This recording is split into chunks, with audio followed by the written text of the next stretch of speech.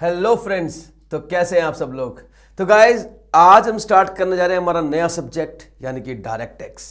वो स्टूडेंट जो CMA inter की प्रिपरेशन कर रहे हैं, ग्रुप 1 की प्रिपरेशन कर रहे हैं और जून 2022 एग्जाम के लिए या दिसंबर 2022 एग्जाम के लिए प्रिपेयर कर रहे हैं, उनके लिए है ये क्लासेस। तो गाइस मैं बता दूं ये most updated most latest classes है और ये बिल्कुल अभी फ्रेश रिकॉर्डिंग की जा रही है और सारी क्लासेस न्यू रिकॉर्डिंग मिलने वाली है आपको। और ये उन्हीं बच्चों के लिए है जो जून 22 एग्जाम के लिए प्रिपेयर कर रहे हैं या दिसंबर 2022 एग्जाम के लिए प्रिपेयर कर रहे हैं। ओके, हाँ जी। तो इन क्लासेस में हम कैसे कैसे पढ़ेंगे, आपको मेरे साथ क्या क्या कैरी करना है, क्या क्या नोटिंग करना है, कैसे नोटिंग करना है, पहले मैं ये थोड़ी थोड़ी बातें आपको बताऊंगा एंड देन हम आज का जो ये सब्जेक्ट है हमारा इसको स्टार्ट करेंगे। राइट, तो आ जाओ मेरे साथ। देखो यहां पर आपको एक ब्लैंक पेज दिखाई दे रहा है। तो मेरे पास ये एक ब्लैंक पेजेस है। देखो इस तरीके से बहुत सारे पेजेस मैंने ब्लैंक पेजेस ले रखे हैं। आपको भी एक फ्रेश रजिस्टर लेना है इसके लिए, ठीक है। मेरे पास ब्लैंक पेजेस है, आपके पास फ्रेश रजिस्टर होगा। मैंने बोला है फ्रेश रजिस्टर मतलब नया रजिस्टर। भाई नई क्लास ना नई फीलिंग के साथ शुरू करनी चाहिए। आहा, नई नई फीलिंग कि यार नई नई क्लास, पूरा सिलेबस आएगा, मज़ा आएगा, इस तरीके की फीलिंग के साथ पढ़ाई शुरू करनी चाहिए, ठीक है। तो इसके लिए आपके पास एक रजिस्टर नया होना चाहिए, पेन होना चाहिए, ठीक है। और मैं बताऊं रजिस्टर ऐसे नहीं कि कोई भाई बहन का उठा लिया जिसमें वो पढ़ रहा है 2 पेज निकाल लिए, वो नहीं यार, बिल्कुल फ्रेश फीलिंग, ठीक है ना। तो जो मैं इस पेज पे लिखूंगा ब्लैंक पेज के ऊपर वो आपको एज इट इज कॉपी करना है। भाई ध्यान रखना, कुछ मिस नहीं करना। आपको लगा यार ये तो मुझे पता ही है, ये लिखने की क्या जरूरत है। जैसे मैं अभी लिखूंगा हम लोग शुरू करने जा रहे हैं अपना पेपर जिसका नाम है डायरेक्ट टैक्स और ये है 100 मार्क्स का। आपके सिलेबस में ये पूरे 100 मार्क्स का है। तो भाई आज आपको ये भी लिखना है साथ में। अब आपको दिमाग नहीं लगाना कि क्या लिखना है क्या नहीं लिखना, जो मैं लिखूंगा वो सब लिखना है, बस ये समझ लो, ठीक है। पहली बात। दूसरी बात, आपके पास मेरे नोट्स होंगे या मेरी बुक होगी या नोट्स होंगे, ये रही, ये आपको अपने साथ रखना है। क्यों? इस पे मैं जो अंडरलाइन करूंगा वो आपको अंडरलाइन करना है, ठीक है। जैसे मान लीजिए मैं थोड़ा सा आगे ले चलता हूँ इसके अंदर। जैसे मान लीजिए मैंने ये फर्स्ट पेज खोला है, मान लीजिए मैंने कोई भी एक पेज खोल दिया, बेसिक कंसेप्ट का पेज खोल लिया ये वाला। तो मैंने जैसे बोला इसमें सेंट्रल गवर्नमेंट को मैंने इस तरीके से बॉक्स में रख दिया, तो आपको भी बिल्कुल सेम तरीके से पेन से बॉक्स में रखना है। अच्छा, मैंने यहां से हाईलाइटर उठाया येलो नंबर का, येलो कलर का, और मैंने इनकम टैक्स एक्ट 1961 को हाईलाइट कर दिया येलो कलर से सपोज। तो आपको भी ऐसे ही हाईलाइट करना है। मैंने ग्रीन कलर का हाईलाइटर उठाया और मान लीजिए मैंने इनकम टैक्स एक्ट 1922 को हाईलाइट किया, ये भी आपको हाईलाइट करना है और ग्रीन कलर से करना है। कलर की इंपॉर्टेंस है वो बताऊंगा आगे जाके कि कलर की इंपॉर्टेंस क्या है, लेकिन प्लीज आपको एक पेन और 2 हाईलाइटर तो अपने साथ रखने पड़ेंगे, एक येलो कलर का हाईलाइटर और एक ग्रीन कलर का हाईलाइटर। नोट्स आपके पास होने चाहिए प्रिंटेड फॉर्म में, प्रिंट आउट फॉर्म में। मेरी तरफ से हो सकता है आपको पीडीएफ मिले हो तो आपने उनके प्रिंट आउट निकलवा लेने हैं, ठीक है ना, निकलवा के ही बैठना पढ़ने के लिए। ओके जी, तो मैं एक बार इसको यहाँ से हटा देता हूँ बिकॉज ये तो मैंने आपको समझाने के लिए लिखा है कि आपको क्या क्या करना है, साथ में क्या क्या रखना है, ठीक है। वापस लेके आता हूँ। तो ये हमारा है ब्लैंक पेज। तो एक रजिस्टर आपके पास होगा, तो क्या क्या होगा आपके पास, चेक करें एक मिनट और लिखते हैं आपको क्या क्या कैरी करना है। एक तो आपको रजिस्टर रखना है, ठीक है ना, फ्रेश रजिस्टर, न्यू रजिस्टर रखना है। इसके साथ आपके पास एक पेन होना चाहिए, ठीक है, और इसके साथ आपके पास 2 हाइलाइटर होने चाहिए, येलो प्लस ग्रीन कलर का जो है वो आपके पास हाइलाइटर होना चाहिए, ठीक है। ठीक है सर जी, ये 2 तो हम कर लेंगे अरेंज। और बताओ, इसके अलावा आपके पास मेरे नोट्स होने चाहिए। हाँ बिल्कुल सर, वो तो है ही है, आपने भेजे ही हैं, सही बात है। तीसरा आपके पास होना चाहिए सीएमए इंस्टीट्यूट का study material because these classes are going to be exclusively for CMA study course. जो सीएमए के स्टूडेंट है एक्सक्लूसिवली उनके लिए बनाई जा रही है। तो भाई मेरी रिक्वेस्ट है कि सीएमए के स्टूडेंट अपना स्टडी मटेरियल साथ में रखें, क्योंकि मैं आपका पूरा का पूरा सीएमए का स्टडी मटेरियल कवर करने वाला हूं, चाहे वो थ्योरेटिकल कंसेप्ट हो, चाहे वो प्रैक्टिकल क्वेश्चंस हो। एक सिंगल प्रैक्टिकल क्वेश्चन मैं आपके साथ करने वाला हूं और आपको करवाने वाला हूं, तो बड़ा मजा आने वाला है। राइट, जो मेरे खुद के क्वेश्चंस हैं, मेरे नोट्स के अंदर जो क्वेश्चन है वो तो होंगे ही होंगे, वो तो मुझे करवाने ही करवाने हैं, प्लस स्टडी मटेरियल के प्रैक्टिकल क्वेश्चन भी हम करने वाले हैं। तो भाई मेरी आपसे रिक्वेस्ट है, एक आप काम करेंगे, साथ में CMA इंस्टीट्यूट का जो स्टडी मटेरियल ना वो भी आप साथ में रख लेना भाई, साथ में रख लेना। अगर आपका पेपर फॉर्म में है तो अच्छी बात है, नहीं तो आपके पास गूगल से वेबसाइट से आप डाउनलोड कर सकते हैं, ठीक है, वो रख लो आप, एक ही बात है, मुझे उसमें कोई इशू नहीं है, बस होना चाहिए आपके पास, ठीक है। तो हम शुरू करने जा रहे हैं डायरेक्ट टैक्स का पेपर जो कि 100 नंबर का है, और आपके पास है एक रजिस्टर मेरे ब्लैंक पेजेस को जो मैं लिखूंगा वो नोट डाउन करने के लिए। ये भी लिख रहे हो आप, ध्यान रखना, ये सब भी लिख रहे हो। पेन भी होना चाहिए, येलो प्लस ग्रीन कलर का हाइलाइटर भी होना चाहिए, आपके पास नोट्स भी होने चाहिए मेरे वाले जो मेरे नोट्स हैं, और CMA इंस्टीट्यूट का स्टडी मटेरियल भी होना चाहिए। अब मैं ना जब आपको पढ़ाऊंगा तो मैं आपको साथ साथ में ना PPTs दिखाऊंगा। PPT मतलब पावर पॉइंट प्रेजेंटेशंस। PPT का मतलब होता है टीचर ने अपनी पूरी प्रिपरेशन कर ली है, टीचर अपनी तरफ से पूरा तैयार है, उसे जो एक्स्ट्रा डायग्राम्स आपको करवानी है, जो कोई क्रक्स आपको बताने हैं, जो अलग से नोटिंग करवानी है, उसके लिए उसने अलग से PPTs बना ली है और वो मैंने बना के रखी हैं। जब मैं ये दिखाऊंगा ना आपको, तो आपको ये जो आपका ब्लैंक पेज है ना, इसी के ऊपर मतलब रजिस्टर के अंदर ही इन PPTs को नोट डाउन करना है, राइट। क्लास देखो आराम से, क्लास के बाद आप पॉज करके देख नोट कर लेना, कोई इशू नहीं है भाई। आखिरकार अनलिमिटेड व्यूज का यही तो फायदा है कि कितनी बार भी देखो, कभी भी नोट कर लो, क्या दिक्कत है। ठीक है सर जी, तो ये तो हो गया कि आपको कैसे पढ़ना है, ठीक है, मतलब मैं पढ़ाऊंगा और साथ में आपको कैसे कैसे नोटिंग करना है। मैं कैसे पढ़ाऊंगा, मैं बुक से पढ़ाऊंगा जो मैंने आपको दी है, या मैं PPT से पढ़ाऊंगा, मिक्स करके पढ़ाऊंगा, मिक्स करके, ठीक है। और साथ के साथ मैं आपको ब्लैंक पेजेस पे नोटिंग करवाऊंगा अलग से, तो वो सब आपको करना है मेरे साथ, ठीक है सर। ये हो गया हमारा फाइनल, यहाँ तक कोई डाउट नहीं है। ये क्लासेस किन के लिए एप्लीकेबल है? ये क्लासेस जो स्टूडेंट जून एप्लीकेबल 4 किस स्टूडेंट्स के लिए एप्लीकेबल है मैं बता दूं आपको। ये क्लासेस एप्लीकेबल है जून 2022 में जो स्टूडेंट एग्जाम देने वाले हैं उनके लिए एप्लीकेबल है, और यही क्लासेस एप्लीकेबल है दिसंबर 2022 में एग्जाम देने के लिए। जो स्टूडेंट जून 2022 में दे रहे हैं उनको भी यही क्लासेस एप्लीकेबल है, दिसंबर 2022 में दे रहे हैं उनको भी यही एप्लीकेबल है, क्योंकि दोनों के केस में फाइनेंस एक्ट सेम होता है, असेसमेंट ईयर सेम होता है। अब ये फाइनेंस एक्ट क्या होता है, असेसमेंट ईयर क्या होता है, ये ना मैं आगे बताऊंगा पूरा डिटेल में, अभी मैंने बस मुझे बोलना पड़ा है, मैंने बता दिया है, राइट। तो इनकम टैक्स जो है ना, वो जो मेजर चेंजेस है वो साल में एक बार चेंज होता है, ठीक है। तो वो जून और दिसंबर के लिए सेम होता है। जब जून 2023 आएगा, जो स्टूडेंट जून 2023 के होंगे उनके लिए क्लासेस नहीं है, उनको फिर फ्रेश क्लासेस देखनी पड़ेंगी, राइट। ओके जी, ओके ठीक है सर जी, ये तो हो गई हमारी बात यहां तक की। अब हम बढ़ते हैं आगे की तरफ, राइट। हाँ जी, तो आज हमें स्टार्ट करना है, हमारे पेपर का नाम है डायरेक्ट टैक्स, मैं लिख देता हूं। अच्छा एक बात बताओ यार, डायरेक्ट टैक्स नाम सुन के एक मन में आता है, सर कोई इनडायरेक्ट टैक्स भी होता है क्या? मैंने कहा होता है यार, वो तुम्हारे ना ग्रुप 2 में है। अच्छा, नहीं सर, आपने एक्चुअली डायरेक्ट बोला ना, तो हमारे माइंड में आया अगर डायरेक्ट होगा तो कोई इनडायरेक्ट भी तो होगा। हाँ बिल्कुल होता है। अच्छा स्टूडेंट ना, बिल्कुल सही बात है, स्टूडेंट का दिमाग की बात मैं समझ गया हूँ। स्टूडेंट कह रहा है जी छोड़ो ना डायरेक्ट इनडायरेक्ट, आप कहानी को जीरो से शुरू करो ना। आप पहले हमें ये तो बताओ कि टैक्स क्या होता है, उसके बाद हम सीख लेंगे उसमें से डायरेक्ट कौन सा होता है, इनडायरेक्ट कौन सा होता है। बिल्कुल सही बात। तो गाइस मैं भी ये सोच रहा हूं कि मैं आपको ना जीरो लेवल से पढ़ाऊं, यानी कि बेसिक लेवल, यानी कि जीरो लेवल। जीरो लेवल का मतलब है आज जब मैं ये क्लास शुरू करने जा रहा हूं तो मैं ये अज्यूम करने जा रहा हूं कि आपको कुछ भी नहीं आता, आपको टैक्स की कोई नॉलेज नहीं है।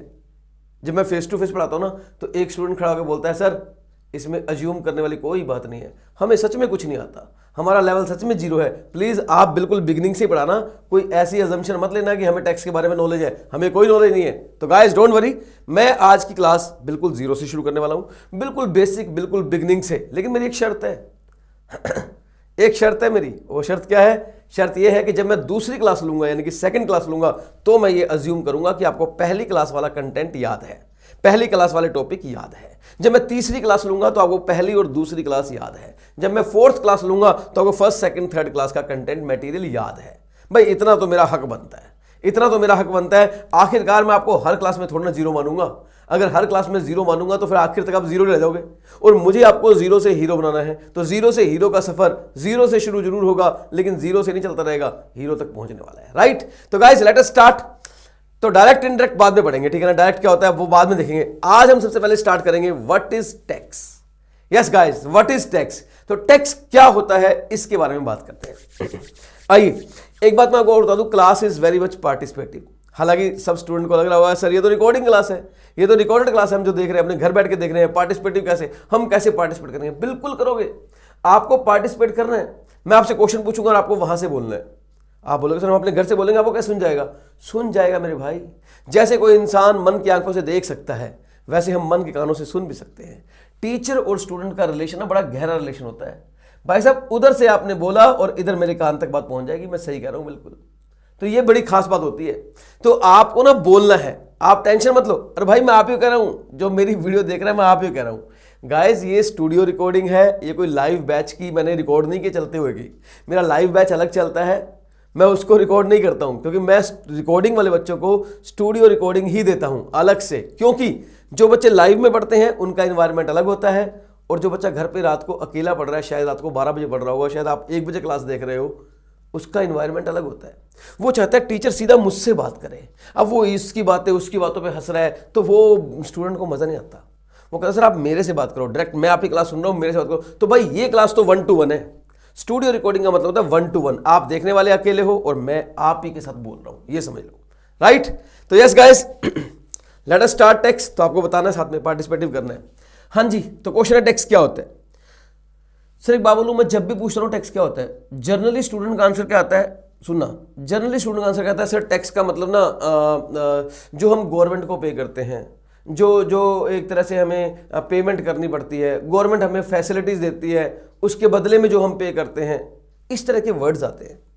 और कहीं ना कहीं सब कुछ सही है, मैं नहीं कह रहा कोई भी शब्द गलत है या कुछ भी गलत है, लेकिन मैं एक बात सोचकर हमेशा सरप्राइज होता हूं कि आखिरकार स्टूडेंट टैक्स को टैक्स पेयर के पॉइंट ऑफ व्यू से ही क्यों डिफाइन करता है।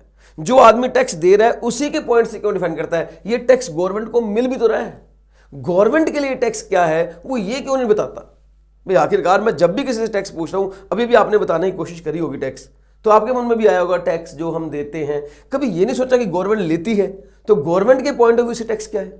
तो यस गाइस, अगर कोई आदमी दे रहा है तो कोई ले भी रहा है, इसलिए टैक्स को हम कभी भी एक तरफ से डिफाइन नहीं करेंगे कि टैक्स का मतलब टैक्स देने वाले के पॉइंट ऑफ व्यू से, नहीं, हम टैक्स को टैक्स लेने वाले के पॉइंट ऑफ व्यू से भी डिफाइन करेंगे। अच्छा गाइस, वन मोर थिंग, क्योंकि आज पहली क्लास है, इंट्रोडक्शन क्लास है, बीच बीच में मैं आपसे कुछ कुछ बातें बताता रहूंगा आपको।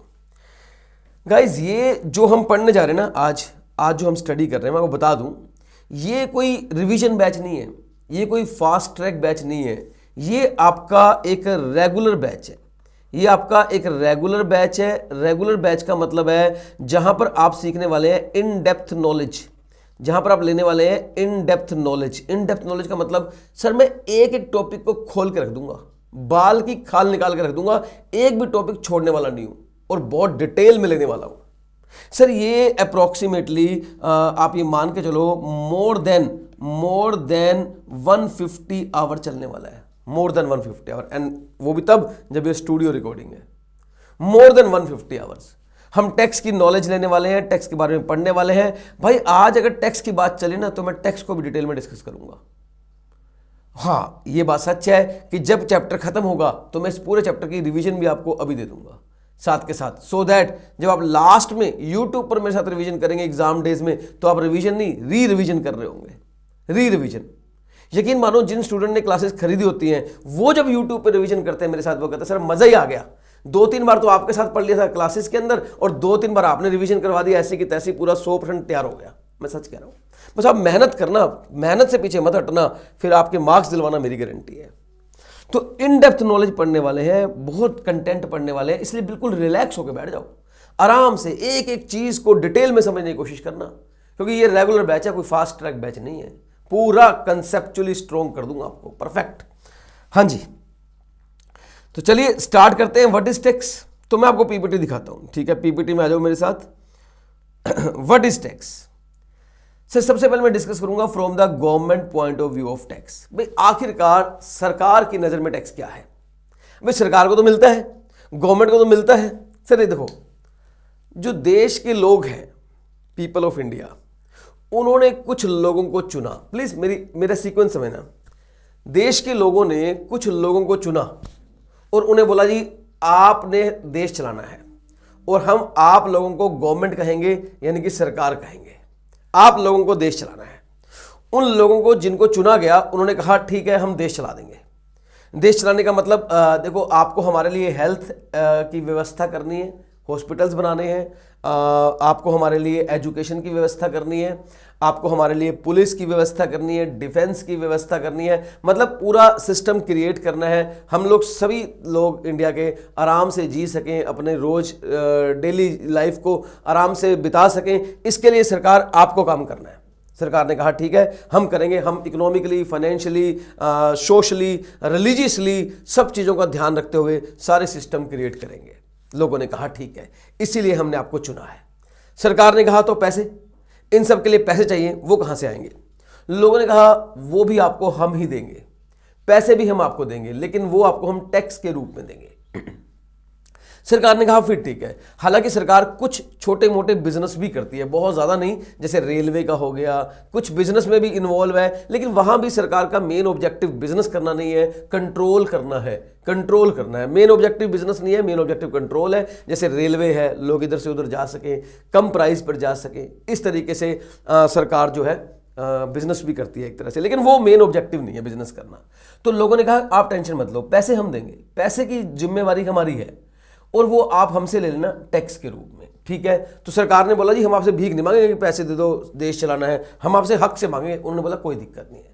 तो गाइज ये सिस्टम है, ये सिस्टम है। हमने सरकार को चुना है, सरकार ने हमें नहीं चुना, हमने सरकार को चुना है। और अगर हमने चुना है तो वो हमारे लिए काम करेगी, हमें रोड बना के देगी, हमें ब्रिज बना के देगी, हमें डैम बना के देगी, हमें मेट्रो बना के देगी, हमारे लिए पब्लिक टॉयलेट्स बना के देगी, सब कुछ करके देगी। इसके लिए हमें सरकार को पैसे देने पड़ेंगे और वो पैसा होगा जिसका नाम रखा जाएगा टैक्स। जिसका नाम क्या रखा जाएगा? Tax. I hope it is clear, ठीक है। गवर्नमेंट ने भी बोल दिया कि ये पैसे हम आपसे भीख में नहीं मांगेंगे, हक से मांगेंगे। मतलब गवर्नमेंट को पूरा राइट है टैक्स के पैसे मांगने का कि चलो टैक्स निकालो, देश चलाना है। बिल्कुल सही बात है। तो गवर्नमेंट के लिए टैक्स क्या है? सिर्फ गवर्नमेंट के लिए टैक्स है revenue. Tax is revenue for the government. Tax is revenue for the government. Yes guys, tax is revenue for the government which is collected from the public. वो public से collect करती है। मैंने ये नहीं बोला which is earned from public, public से कमाती नहीं है, पब्लिक से कलेक्ट करती है। हालांकि आमदनी है लेकिन कलेक्ट करती है पब्लिक से, फॉर द पर्पज ऑफ, किसके लिए? Welfare of the public. भाई गवर्नमेंट जो है टैक्स का पैसा, जो रेवेन्यू है, वो गवर्नमेंट पब्लिक से कलेक्ट करती है और पब्लिक वेलफेयर के लिए ही कलेक्ट करती है। और यही जनता चाहती है, यही जनता चाहती है कि ऐसा किया जाए हमारे साथ, वही हो रहा है। तो टैक्स का मतलब गवर्नमेंट के पॉइंट ऑफ व्यू से देखें तो ये रेवेन्यू है which is collected from the public and for the purpose of welfare of the public. Government ने कहा एक बात और, प्लीज हमारी बात ध्यान सुनना। आप लोगों से हम टैक्स ले रहे हैं, अब इस पैसे को हम देश के लिए खर्च करेंगे, लेकिन प्लीज आप लोग हमसे ये क्वेश्चन मत पूछना कि ये पैसा जो है कहां खर्च हुआ। ये तो हम बताएंगे आपको कि कितना डिफेंस पे खर्च किया हमने, कितना मेट्रो पे खर्च किया, ये सब हम बताएंगे। लेकिन एक क्वेश्चन का जवाब हम नहीं देंगे। हम 1-to-1 रिलेशन नहीं रखेंगे। मतलब कोई आदमी आ जाए गवर्नमेंट के पास कि मैंने इस साल 5,000 रुपये का टैक्स दिया, आप बदले में मुझे क्या दे रहे हो? अरे आपने जो सबके लिया किया उसको छोड़ो, मैंने 5,000 रुपये दिए हैं, मेरे को बदले में क्या दे रहे हो? गवर्नमेंट कहते हैं हम ऐसे नहीं करेंगे। 1-to-1 रिलेशन नहीं है। ऐसे तो मुकेश अंबानी अगर 1400 करोड़ रुपए का टैक्स देता है साल में, तो क्या मुकेश अंबानी ये बोलेगा कि सरकार को कि बताओ आप मुझे 1400 करोड़ के बदले में क्या दोगे? अब सरकार बोलेगी हमने मेट्रो चलाई है, मुकेश अंबानी बोलेगा मैं तो मेट्रो में चढ़ता ही नहीं। सरकार बोलेगी हमने पब्लिक टॉयलेट बनाई है, मुकेश अंबानी बोलेगा कैसी बातें कर रहे हो, मैं पब्लिक टॉयलेट यूज करूंगा क्या? सरकार बोलेगी हमने रेल चलाई है, रेलगाड़ी चलाते हैं हम लोग, वो बोलेगा मेरा खुद का प्राइवेट जेट है, मैं क्यों चाहूंगा रेल के अंदर? भाई साहब मैं ये कहना चाह रहा हूं कि 1-to-1 रिलेशन नहीं है। सरकार आपको एक एक बंदे को अलग से जवाब नहीं देगी कि उसके पैसों का उसको क्या मिला बदले में। तो ऐसा नहीं है कि जो आपने दिया बदले में उतना मिलेगा। बेटा तू कर्म कर, फल की इच्छा मत कर, फल की इच्छा मत कर, बस तू कर्म कर। सरकार कहती चिंता मत करिए, इन पैसे को कहां लगाना है वो हम डिसाइड करेंगे। हमें डिफेंस में लगाना है, हमें मेट्रो पे लगाना है, हमें रिलीजियस पे लगाना है, वो हम डिसाइड करेंगे। ओके जी, तो ये हो गया फाइनली टैक्स गवर्नमेंट के पॉइंट ऑफ व्यू से। आई होप आपको एकदम क्लियर हो गया होगा, एकदम क्लियर हो गया होगा। यस, अब बात करते हैं from the tax payer point of view. आखिरकार टैक्स जो है वो टैक्स पेयर के पॉइंट ऑफ व्यू से क्या है? टैक्स पेयर जो होता है उसे टैक्स देना होता है, तो वो तो जी उसके लिए तो देखा जाए ना, तो टैक्स एक तरह की कंपल्सरी पेमेंट है। मैं बोलूंगा tax means a compulsory payment, payment yes, payment करनी है किसको? To government. सबसे पहली बात, अगर आपने पेमेंट अदर देन गवर्नमेंट करी है तो वो टैक्स थोड़ी है, वो टैक्स थोड़ी है। अभी देखना, आपने कोचिंग ज्वाइन करी है, ठीक है ना, अमित कुमार क्लासेस की आपने वीडियो परचेज करी है, तो आपने पेमेंट करी है, इट इज कॉल्ड पेमेंट। क्या ये टैक्स है? बिल्कुल नहीं, ये बिल्कुल भी टैक्स नहीं है। जो आपने पेमेंट करी है ये फीस हो सकती है, ये किसी भी नाम से हो सकती है, लेकिन ये टैक्स नहीं है। क्यों? क्योंकि ये आपने गवर्नमेंट को थोड़ी करी है। तो पहली बात तो जो पेमेंट होती है वो गवर्नमेंट को करी जानी चाहिए। और एक और बात, अंडर एन एक्ट, ये जो पेमेंट आप कर रहे हो ना, ये आप कर रहे हो अंडर एन एक्ट। अब अंडर एन एक्ट लिखने से क्या फर्क पड़ेगा? अंडर एन एक्ट, दो बातें, इसको समझने के लिए दो बातें। एक, अंडर एन एक्ट लिखकर गवर्नमेंट ने ना जो पेमेंट आपसे कलेक्ट करी है उसको लीगलाइज कर दिया कि हम आपसे लीगली तरीके से ले रहे हैं। भाई पेमेंट तो मान लीजिए वो हफ्ता वसूली वाले लेते हैं कि भाई तुम्हें इस साल 10,000 रुपये देने ही पड़ेंगे। भाई अगर ऐसे गवर्नमेंट पेमेंट लेगी तो हफ्ता वसूली करने वालों में और गवर्नमेंट में फर्क क्या रह जाएगा? कोई फर्क नहीं रहेगा। सरकार कहती नहीं, ऐसी बात नहीं है, वो लोग गन दिखा के देते हैं, हम एक्ट दिखा के लेते हैं, ठीक है। तो अंडर एन एक्ट का मतलब है सरकार आपसे तब तक पेमेंट वसूल नहीं कर सकती जब तक उसके लिए कोई एक्ट ना बनाया जाए, जब तक कि वो एक्ट में लिखी ना जाए। मेरी बात समझो आप प्लीज।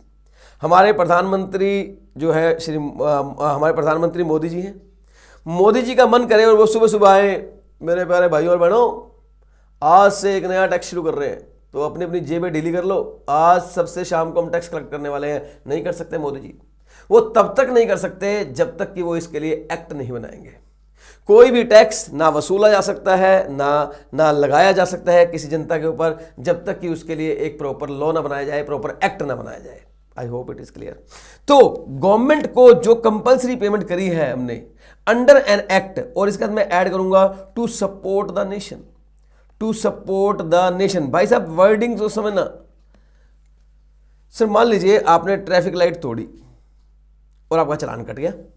अब आप बोलोगे सर मैंने तो चालान की पेमेंट करी है, सरकार को करी है, ये तो मैंने एक एक्ट में करी है, मोटर व्हीकल एक्ट के अंदर मैंने चालान तोड़ा हुआ है, किसी भी एक्ट के अंदर मैंने रेड लाइट जंप किया तो मेरा चालान कटा है। तो सर मैंने तो एक्ट में पेमेंट की है, मैंने तो गवर्नमेंट को पेमेंट करी है, तो ये तो मेरा टैक्स हो गया। ये टैक्स नहीं है, ये तो आपने कुछ वॉयलेशन किया है, कुछ आपने कानून तोड़ा है, उसके बदले में आपको एक तरह का पेनलाइज किया गया। ये टैक्स थोड़ी है। टैक्स वो है जो आप दे रहे हैं सपोर्ट द नेशन, आप ही गलती के बदले में नहीं, नेशन को सपोर्ट करने के लिए दे रहे हैं। आपने इनकम कमाई, गलती थोड़ी करी है, लेकिन आप उसके ऊपर टैक्स दे रहे हो to support the nation.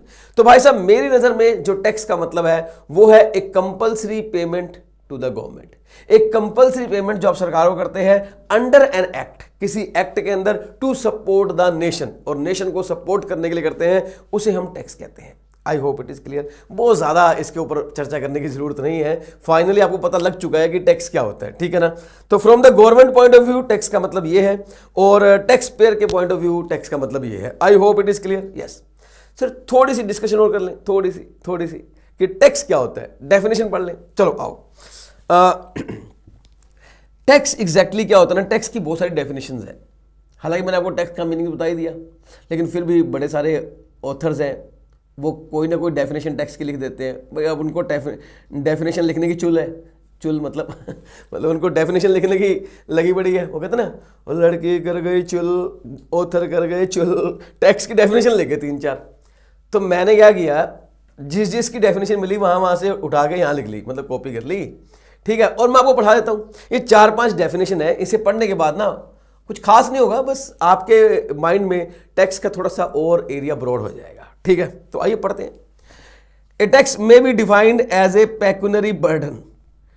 Pecuniary burden क्या होता है? अब दिमाग में गाना चल रहा होगा, लड़की करके चुल, बाहर आ जाओ भाई वहां से।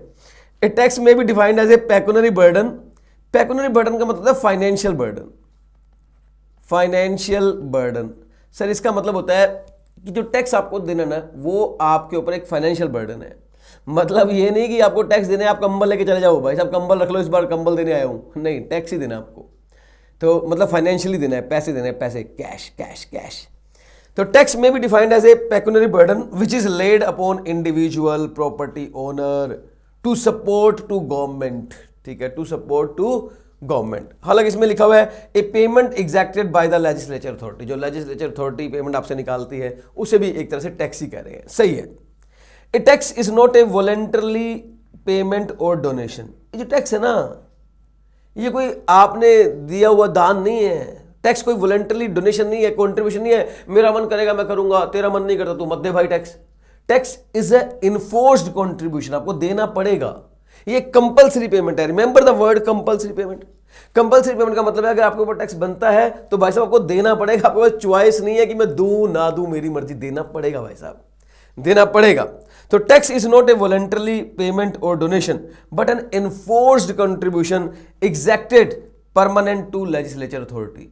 तो ये एक तरह से लेजिस्लेचर अथॉरिटी को दिया जा रहा है। ठीक है, पहले में आपने देखा फाइनेंशियल बर्डन होता है, दूसरे में देखा देना ही पड़ता है। और लोग क्या कहते हैं, आइए पढ़ते हैं। किसी ने लिखा है in other word tax is nothing, tax कुछ भी नहीं है, बट वो मनी है जो पीपल को देना पड़ता है गवर्नमेंट को, which is use to provide public services. Yes guys, ultimately तो डेफिनेशन वही है ना, घूम फिर के बात तो वही आएगी ना।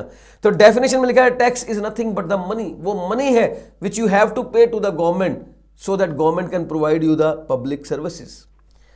हाँ, मेरी फेवरेट डेफिनेशन नंबर 4 है, मुझे ये अच्छी लगती है। ठीक है ना, मैं इसको ज्यादा बेटर मानता हूं बाकी सबसे। Tax is the price, tax वो कीमत है, कीमत चुकानी पड़ेगी। बोलो, टैक्स वो कीमत है विच वी पे, जो हमें पे करना पड़ेगा फॉर ए सिविलाइज्ड सोसाइटी। एक सभ्य समाज के लिए जो हम पैसे देते हैं ना, वो टैक्स है। दो लोगों में लड़ाई होती है, काश पुलिस आ जाती और झगड़े को रोक लेती, इसके लिए हम पैसे देते हैं कि पुलिस आ जाए और झगड़े को रोक ले, इसके लिए हम पैसे देते हैं। कभी अर्थक्वेक आता है, काश सरकार फटाफट अपने वॉलंटियर्स को भेजे और यहां से सारा ये सामान हटवा दे, सबको ठीक कर दे सब कुछ, इसके लिए हम पैसे देते हैं। टैक्स वो कीमत है जो हम चुकाते हैं एक सभ्य समाज के लिए। जिस समाज की हम कल्पना करते हैं, जिस समाज के बारे में हम सोचते हैं कि हमारा समाज ऐसा होना चाहिए, हमारा समाज ऐसा होना चाहिए, लड़ाई झगड़े ना हो, डिफेंस हो, हमारा देश सुरक्षित हो, उसके लिए हम टैक्स देते हैं। So tax is the price which we pay for the civilized society. Fifth, tax is a mandatory financial charge या levy imposed upon a person by government in order to fund various public expenditure. So yes guys, the basic answer is tax means the payment to the government, a compulsory payment to the government so that government can provide you public services under an act to support the nation. Please tell me the definition of tax is clear और not clear. भाई मैं एक एक करके पढ़ाऊंगा और पूछता रहूंगा साथ साथ कितना क्लियर हुआ कितना नहीं हुआ। मैं कोई मतलब रट्टू तोता नहीं हूं, आया अपना बोला और चला गया। मैं तो एक एक बात आपसे डिस्कस करूंगा। और अगर आप मेरी वीडियो देख रहे हैं तो मेरी आपसे रिक्वेस्ट है, आपको मेरा पर्सनल नंबर दिया गया होगा, क्योंकि अगर आपने मेरी वीडियो परचेज कर ली है तो आपको मेरा पर्सनल नंबर मिल गया होगा। प्लीज़ यार एक बार मुझे मैसेज जरूर कर देना कि सर मेरे को आज क्लास कैसी लगी। और रोज जब भी क्लास देखो, क्लास के बाद एक मैसेज कर दिया करो, सर मुझे अच्छा लगा आज क्लास में, मजा आया, ये वो जो भी, मुझे बड़ा मजा आता है। ओके आगे बढ़े। यस सर, तो मैंने वो करवा दिया what is tax and definition of tax. अब ना मैं एक छोटी सी डिस्कशन करूंगा आपके साथ। वो डिस्कशन क्या है सर? देखो, टैक्स की डेफिनेशन आपने मुझे बता दी। आपने बोला tax means a compulsory payment, A compulsory payment, ठीक है, ए कंपल्सरी पेमेंट टू गवर्नमेंट। देखो सर, मैंने ना कंपल्सरी पेमेंट के बाद ना एक काम करता हूं, कंपल्सरी पेमेंट टू गवर्नमेंट के बीच में स्पेस छोड़ा है, उसके पीछे रीजन है, बताऊंगा रीजन क्या है। Tax means a compulsory payment to government under an act, ये आपको पता ही है, under an act to support the nation, आगे मैं लिख नहीं रहा हूं, so that government can provide you the public services. ठीक है सर, अब मेरा अगला क्वेश्चन, मैंने अभी तक एक क्वेश्चन का जवाब दिया है। हमारी क्लास को चलते हुए कितना टाइम होगा देख लो। मैंने एक क्वेश्चन का आंसर दिया, व्हाट इज टैक्स, टैक्स क्या होता है। ठीक है, अब मेरा क्वेश्चन है ये टैक्स किसको देते हैं? सर कहते, बच्चा कहता है बता तो दिया गवर्नमेंट को देते हैं आपने, अभी बताया आपने गवर्नमेंट को देते हैं, तो इसमें क्या है? हाँ ये तो सही है, मैंने बता दिया आपको कि टैक्स हम गवर्नमेंट को देते हैं, पर मैंने ये नहीं बताया which government. Sir which government का मतलब, देखो यार गवर्नमेंट ना इंडिया में दो तरह की है, एक है सेंट्रल गवर्नमेंट और एक है स्टेट गवर्नमेंट। ठीक है। देखो इंडिया एक फेडरल कंट्री है, इंडिया एक फेडरल कंट्री है जहां पैरेलल गवर्नमेंट रन करती है, ठीक है, सेंट्रल गवर्नमेंट, स्टेट गवर्नमेंट। जब मैं सेंट्रल गवर्नमेंट की बात करता हूं तो मेरे जहन में आते हैं मोदी जी। जब मैं स्टेट गवर्नमेंट की बात करता हूं तो मेरे माइंड में आते हैं मेरी स्टेट के मंत्री यानी कि Arvind Kejriwal, chief minister of the Delhi, that is Arvind Kejriwal. बिल्कुल आपके साथ वैसा होता होगा। हो सकता है आप हरियाणा से हो, अगर आप हरियाणा से हैं तो आपके माइंड में मनोहर लाल खट्टर आते होंगे। अगर आप यूपी से हैं तो आपके माइंड में आदित्य योगीनाथ आते होंगे। अगर आप पंजाब से हैं तो आपके माइंड में कोई और आते होंगे। अगर आप बिहार से हैं तो कोई और आते होंगे। कर्नाटक से हैं, बेंगलोर से हैं, या जो भी जहां से भी हैं, जिस स्टेट से भी आप बिलोंग करते हैं, आपके माइंड में जो स्टेट मिनिस्टर है वो आता होगा। अच्छा, आप ना एक काम भी कर सकते हो, जब मैसेज पढ़ोगे ना, क्लास पढ़ रहे होगे, तो आपके अपने स्टेट का जो चीफ मिनिस्टर होगा ना, अपने स्टेट और मिनिस्टर का नाम जरूर लिख के भेजना। मेरी नॉलेज बढ़ जाएगी यार, मुझे सारे स्टेट्स के नाम याद नहीं है, सारे मिनिस्टर्स के नाम याद नहीं है, तो मुझे अच्छा लगेगा हर स्टेट का चीफ मिनिस्टर कौन सा मेरे को पता लग जाएगा, ठीक है ना। सेंटर के मोदी जी और स्टेट के अपने अपने, स्टेट के अपने अपने, तो आप बताना प्लीज मुझे, ठीक है। तो tax means a compulsory payment to central state government under an act to support the nation. लेकिन the question is which government. भाई पैसे तो सेंटर को भी चाहिए, पैसे तो स्टेट को भी चाहिए, पैसे तो सेंटर को भी चाहिए, पैसे तो स्टेट को भी चाहिए। मोदी जी कहते हैं नहीं नहीं, टैक्स का पैसा हम लेंगे, क्यों, हमें देश चलाना है। स्टेट कहते हैं अरे नहीं नहीं, टैक्स का पैसा हम लेंगे, हमें स्टेट चलानी है। पैसे केजरीवाल को भी चाहिए, पैसे मोदी जी को भी चाहिए। तो आखिरकार ये जो टैक्स का पैसा है ये किसको जाएगा। जब मैं फेस टू फेस क्लास में पढ़ाता हूं तो स्टूडेंट कहता है मैं बता सकता हूं। मैंने कहा वाओ, बताओ बेटा। बोले सर देखिए, ये जो टैक्स का पैसा ना सेंट्रल गवर्नमेंट को जाएगा। मैंने कहा तुम्हें कैसे पता। बोला सर बस मेरे दिल से आवाज आई है, मेरे दिल को लगता है कि सर सेंटर को ही मिलना चाहिए। मैं कहा वाह क्या आंसर है यार। भाई देखा जाए तो सच में सही आंसर तो यही है। मतलब सही का मतलब ये नहीं सेंटर स्टेट में सही कौन सा है, मतलब दिल से दिया आंसर। कोई ऐसा नहीं कि मैंने कहीं पढ़ा हुआ है, ऐसा कुछ नहीं। सर मेरे को लगता है सेंटर को मिलना चाहिए, बट ऐसा आंसर हमें नहीं देना है ना। हमारे आंसर जो होगा ना, वो हमारा आंसर जो होगा वो सपोर्टेड होगा with logic, with reason. Centre को क्यों, स्टेट को क्यों नहीं, ये नहीं पता सर। तो मैं आपको बताऊंगा कि टैक्स का पैसा किसको जाएगा, सेंट्रल गवर्नमेंट को जाएगा या स्टेट गवर्नमेंट को जाएगा, ये मैं बताऊंगा। भाई आखिरकार हमारे देश में दो गवर्नमेंट है, सेंट्रल गवर्नमेंट मोदी जी और स्टेट गवर्नमेंट अरविंद केजरीवाल। मैं केजरीवाल जी की बात करूंगा। और ये हमारा टैक्स का पैसा है। आखिर टैक्स का पैसा इन दोनों में से किस गवर्नमेंट के पास जाएगा, अब ये क्वेश्चन है हमारे पास, ठीक है। और ये कौन डिसाइड करेगा। Now the next question is, ये कौन डिसाइड करेगा कि पैसा किसके पास जाएगा। भाई देखो हम बिल्कुल जीरो से पढ़ रहे हैं। अगर मैं बोल दूं मोदी जी डिसाइड करेंगे, वो प्रधानमंत्री है, वो बोलेंगे फिर तो मेरे पास जाएगा, छोड़ो स्टेट, तुम्हें जरूर तो मांग लिया करो, हम दे देंगे। केजरीवाल बोलेगा हम भिखारी हैं क्या, आप दे दोगे हमें। ये थोड़ा ना होता है। नाउ द क्वेश्चन इज, आखिरकार टैक्स का पैसा किसके पास जाएगा। और नेक्स्ट क्वेश्चन इज कि ये डिसाइड कौन करेगा किसके पास जाएगा। ओके, मैं बताऊंगा आपको। देखो इंडिया में जो सुप्रीम पावर है, सबसे बड़ी पावर है, मोदी जी नहीं है। मोदी जी देश के प्रधानमंत्री हैं, वो भारत की सबसे बड़ी पावर नहीं है। इंडिया में, भारत में जो सबसे बड़ी पावर है वो है कॉन्स्टिट्यूशन ऑफ इंडिया, यानी कि भारत का संविधान। हमारे संविधान से ऊपर कुछ भी नहीं है। और ये संविधान बनाया था BR अंबेडकर जी ने 1949 में, और ये मानो 1950 में ये पास हो गया था, ठीक है, ठीक है। तो संविधान बनाया गया था 1949 में, और ये बनाया था BR अंबेडकर जी ने। उन्होंने एक इस संविधान के अंदर शेड्यूल बनाया था, शेड्यूल 7। उन्होंने इस संविधान के अंदर एक शेड्यूल बनाया, शेड्यूल 7, और ये शेड्यूल 7 है आर्टिकल 246 के अंदर। एक आर्टिकल है आर्टिकल 246, और उसमें शेड्यूल 7 है। शेड्यूल 7 में उन्होंने 3 लिस्टें बनाई, ठीक है। एक लिस्ट का नाम यूनियन लिस्ट, एक लिस्ट का नाम स्टेट लिस्ट, और एक लिस्ट का नाम कॉन्करेंट लिस्ट। भाई साहब प्लीज मेरी बात ध्यान सुनते रहो। पहली क्लास है, पहली क्लास में इंट्रोडक्शन पार्ट चलेगा। मैं आज पहुंचा ही नहीं डायरेक्ट है या इनडायरेक्ट है।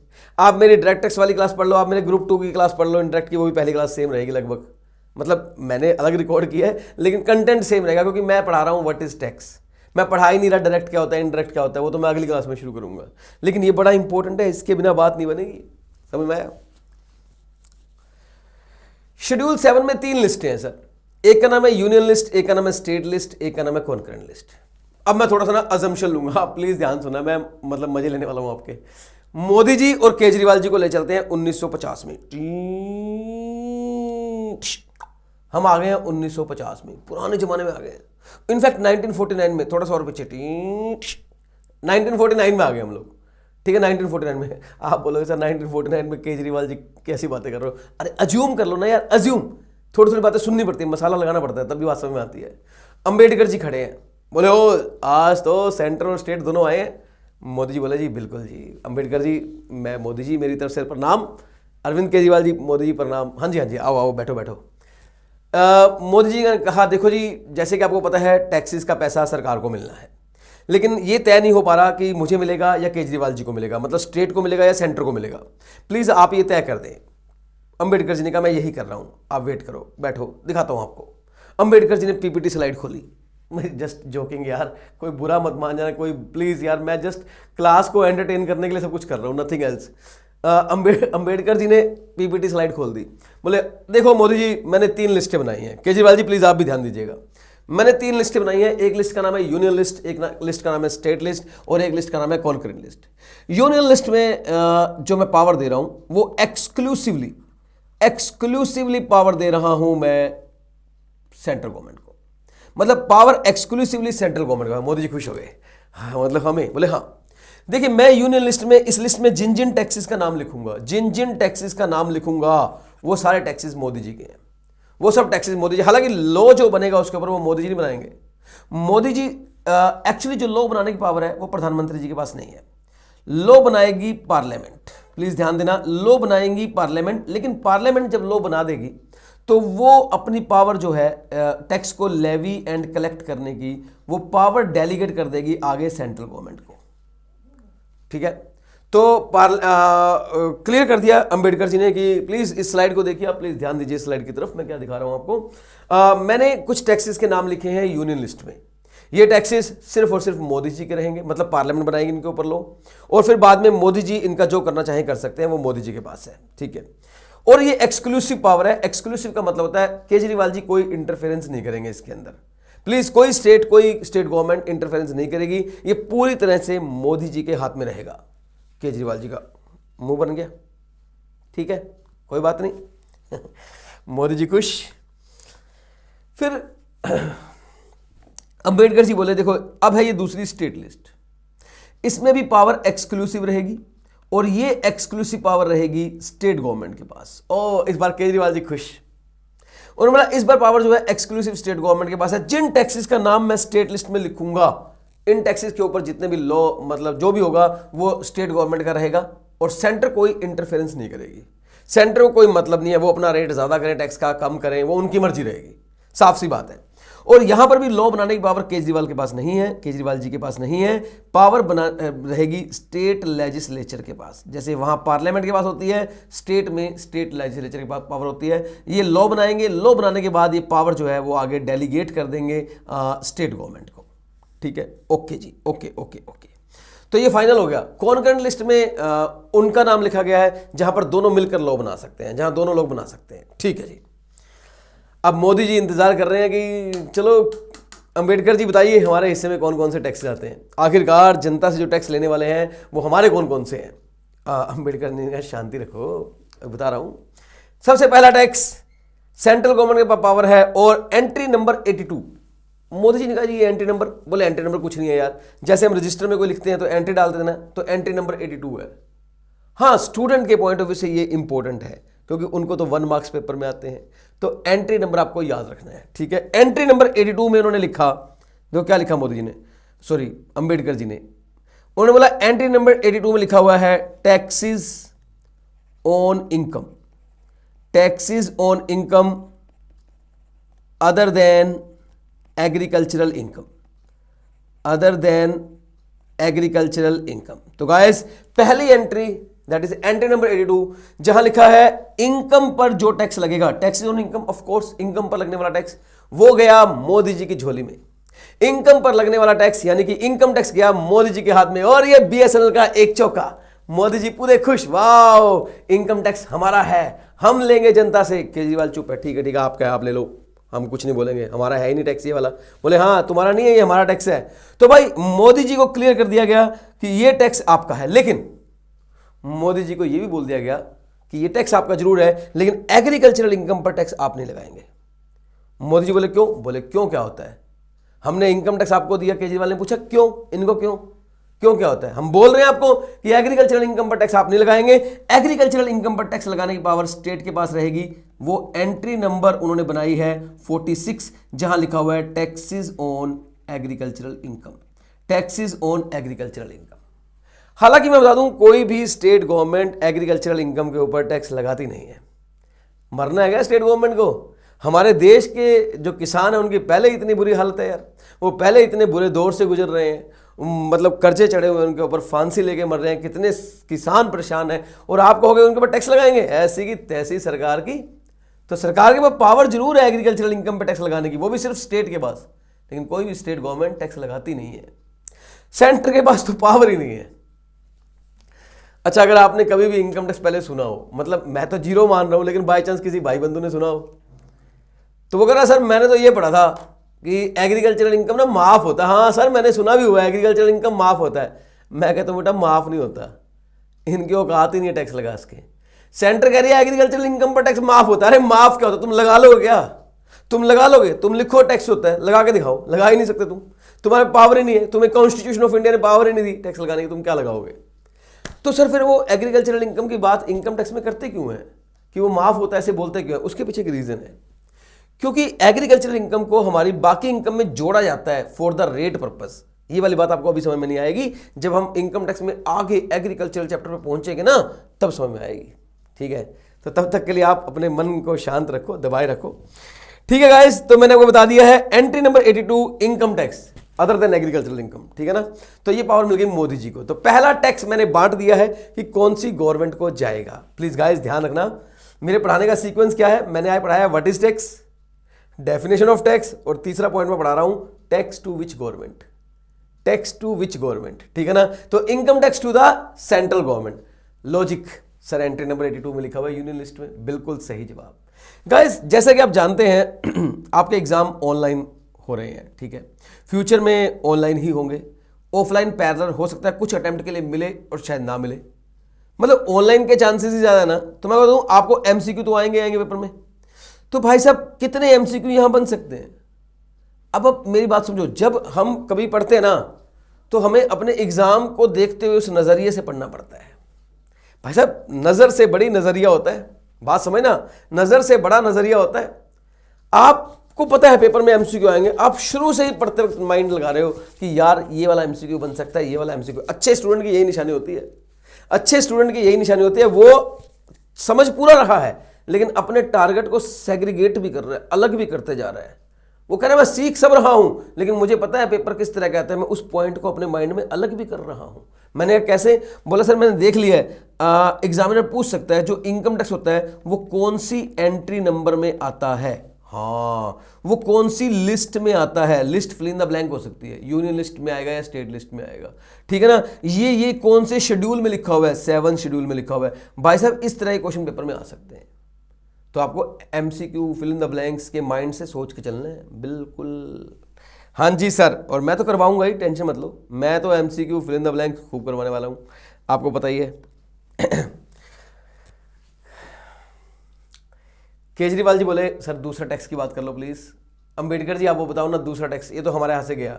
अंबेडकर ओके, मैं दूसरा टैक्स की बात करने जा रहा हूं। दूसरा टैक्स लिखा है एंट्री नंबर 83 में, हालांकि वो यूनियन लिस्ट में लिखा है, तो केजरीवाल जी को पता लग गया हमारे हाथ में तो है नहीं। मोदी जी खुश, एक और टैक्स हमारी झोली में आने वाला है, लेकिन कौन सा?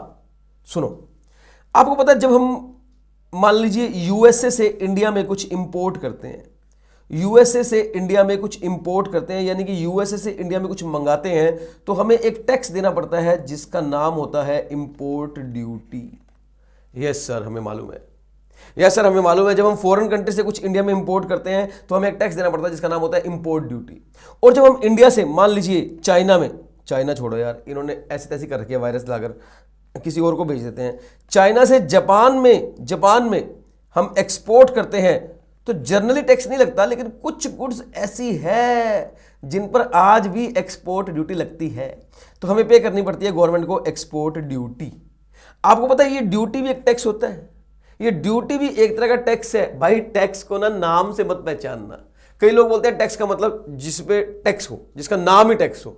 अरे ऐसा कुछ नहीं है, ऐसा कुछ नहीं है। सेस भी टैक्स होता है, सरचार्ज भी टैक्स होता है, कोई भी पेमेंट जो आपने एक्ट में की है, गवर्नमेंट को की है और नेशन को सपोर्ट करने के लिए की है, वो टैक्स ही होता है, वो टैक्स होता है। तो गाइस ये जो इंपोर्ट और एक्सपोर्ट पर जो टैक्स लगता है इसे इंपोर्ट एक्सपोर्ट ड्यूटी कहते हैं, और इन दोनों को कंबाइंड बोलूं ना तो कस्टम ड्यूटी कहते हैं।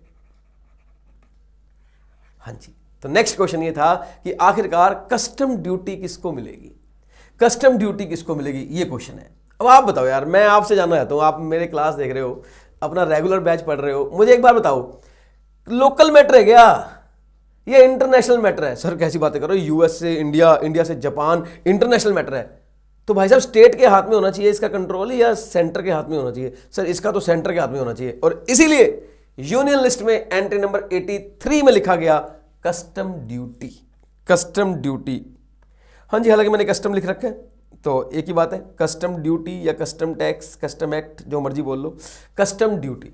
यस गाइस, तो बीएसएनएल एक और चौका, मोदी जी के हाथ में आ गया है टैक्सेस का भंडार। यस, तो भाई साहब 2 टैक्स बढ़ चुके हैं। अच्छा, अब पता क्या, अब स्टूडेंट धीरे धीरे फैमिलियर हो रहा है मेरे साथ।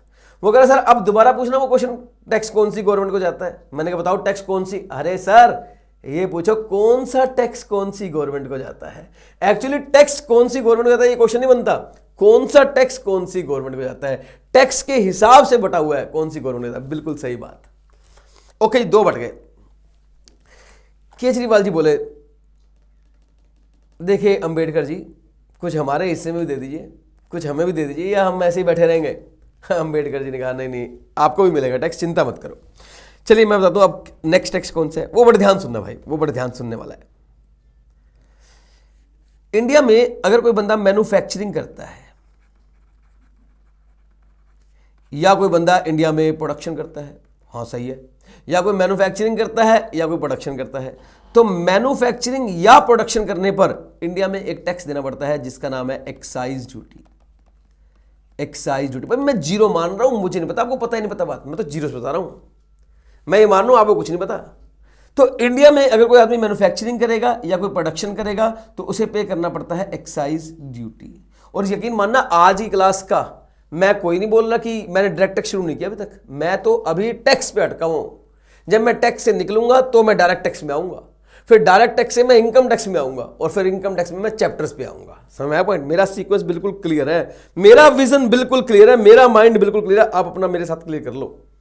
हाँ जी, तो मैन्युफैक्चरिंग या प्रोडक्शन करने में इंडिया में टैक्स लगता है जिसका नाम होता है एक्साइज ड्यूटी।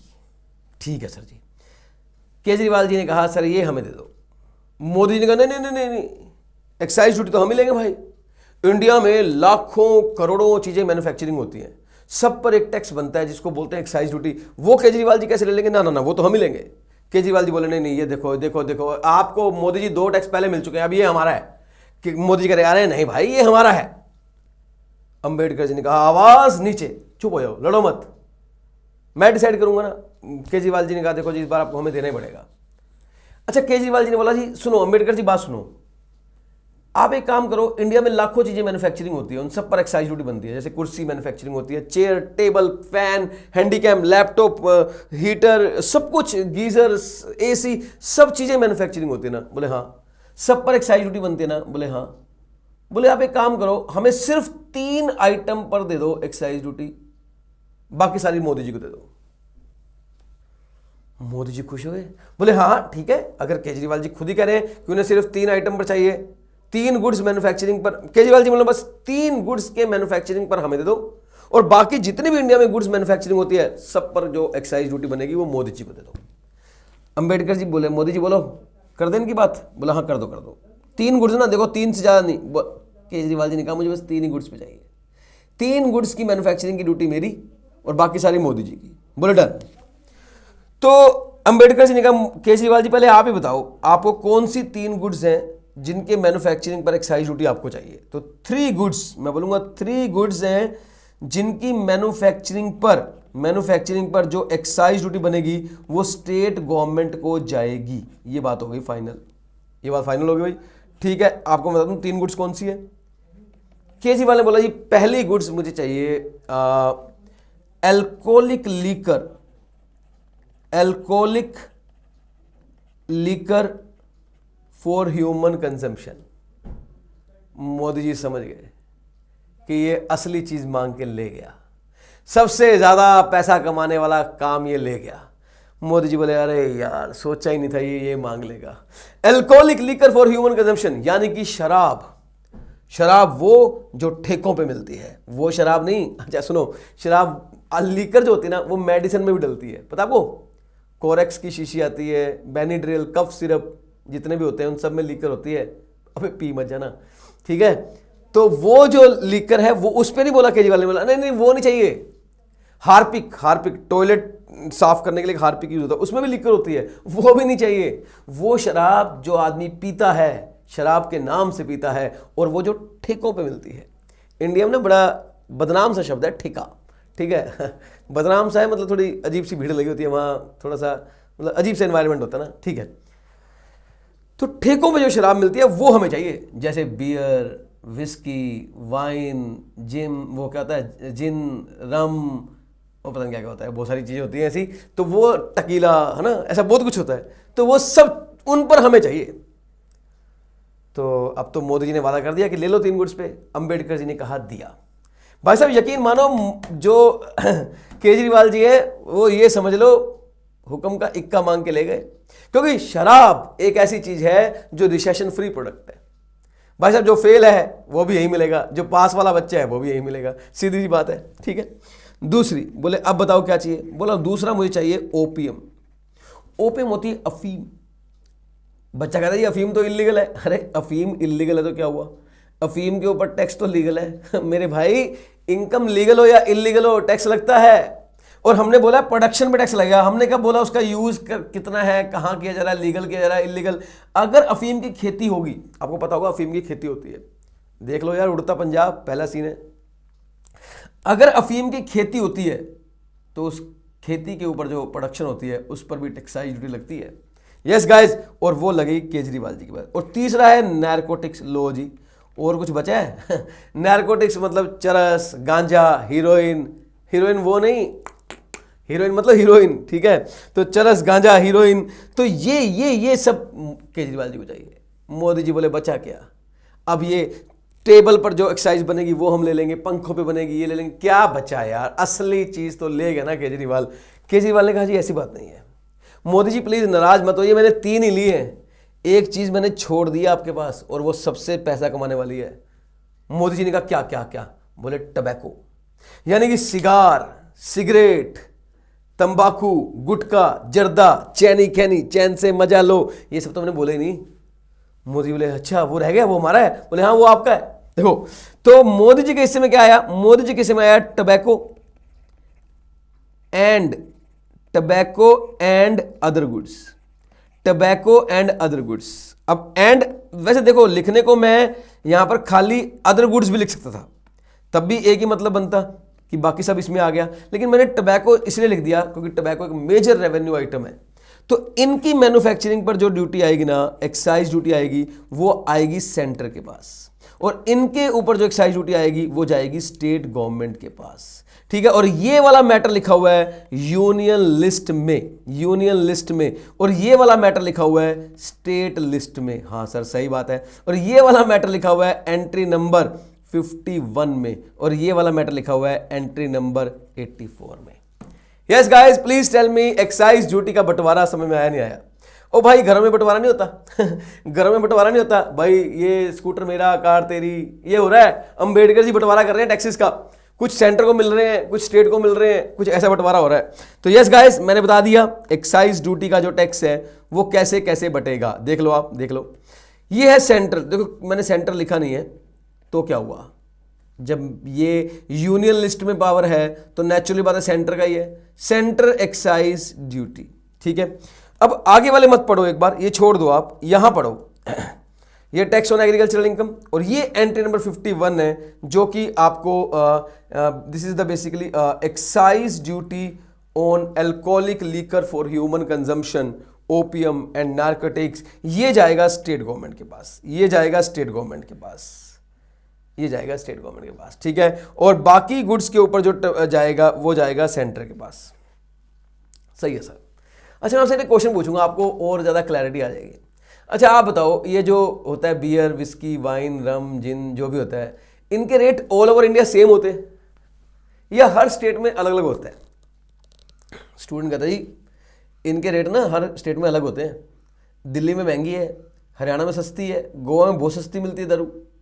मैं कह रहा हूँ शुक्र है, बड़ी नॉलेज है बहुत नॉलेज है भाई। एक स्टूडेंट ने तो हद ही कर दी, मुझे व्हाट्सएप कर दिया रेट ही व्हाट्सएप कर दिया। कह रहा सर L1 से ले लो सस्ती मिलेगी कोई होगा L1 शॉप होगी कोई, मुझे तो पता नहीं है तो कह रहा वहाँ से ले लो, वहाँ सस्ती मिलेगी दारू। तो सोचो, हालांकि गंदी गंदी नाम यूज़ करने पड़ रहे हैं, लेकिन भाई स्टडी का पार्ट है, क्या करें, बताना पड़ेगा आप लोगों को। तो ये समझ लो। अच्छा सिगरेट बताओ, सिगरेट जो लोग पीते हैं, Gold Flake, Wills Navy Cut, ये मतलब जो भी आती है मेरे को नहीं पता, ये सब सिगरेट जो पीते हैं, ये इनका रेट पूरे इंडिया में सेम होता है या अलग होता है? सर इनका सेम होता है। यस, क्योंकि उनके ऊपर जो ड्यूटी लगती है वो सेंट्रल लेवल पे लगती है और इनके ऊपर जो लगती है वो स्टेट लेवल पे लगती है। गाइस प्लीज टेल मी, यहां तक क्लियर हुआ या नहीं हुआ? बिल्कुल सर जी, यहां तक एकदम क्लियर हो गया है, एकदम क्लियर हो गया है। हाँ जी, तो भाई 3 टैक्सेस का बंटवारा हो चुका है। इनकम टैक्स बढ़ चुका है, मतलब जा चुका है सेंटर के पास। दूसरा कौन सा था बोलो यार, मैं भूल जाता हूं। कस्टम ड्यूटी जा चुका है सेंटर के पास। एक्साइज 3 आइटम के ऊपर स्टेट के पास और बाकी सारी आइटम के ऊपर सेंटर के पास। केजरीवाल जी बोले देखो जी अंबेडकर जी हमें कुछ नहीं मिला है, ढंग से कुछ नहीं मिला है, कोई ढंग का टैक्स हमें दे दो प्लीज। एग्रीकल्चरल दिया है उसका कोई फायदा नहीं है, हाँ एक लीकर वाला मिल गया है, लेकिन बाकी अब कुछ हमें भी दो। अंबेडकर जी ने कहा जी लो जी अब बारी केजरीवाल जी की है। अब जा रहा है बटने sales tax. Sales tax, yes, sale पर लगने वाला टैक्स सबसे बड़ा टैक्स होता है इंडिया में। सबसे ज्यादा क्या होती है? सेल ही तो होती है यस और नो। तो सेल टैक्स, सेल पर लगने वाला टैक्स, और सरकार ने बोला यानी कि अंबेडकर जी ने बोला ये जाएगा पूरी तरह से स्टेट गवर्नमेंट को। यस, तो Kejriwal ji is very happy. Yes, ये हुई ना बात, ढंग का टैक्स हमारी झोली में आया। ये BSNL का छक्का, चौका नहीं छक्का मारा इस बार सीधा।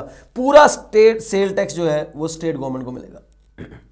पूरा सेल टैक्स, पूरा मतलब पूरा क्या होता है? पूरा होता है एक्चुअली, मैं सेल्स को 2 पार्ट में डिवाइड करूंगा। देखो 2 पार्ट में डिवाइड करूंगा। एक होती है इंट्रा स्टेट सेल, ठीक है, ध्यान से ना भाई, इंट्रा स्टेट सेल। अरे पहली पहली क्लास है, थोड़ा थोड़ा इंट्रोडक्शन है, तो सुन लो।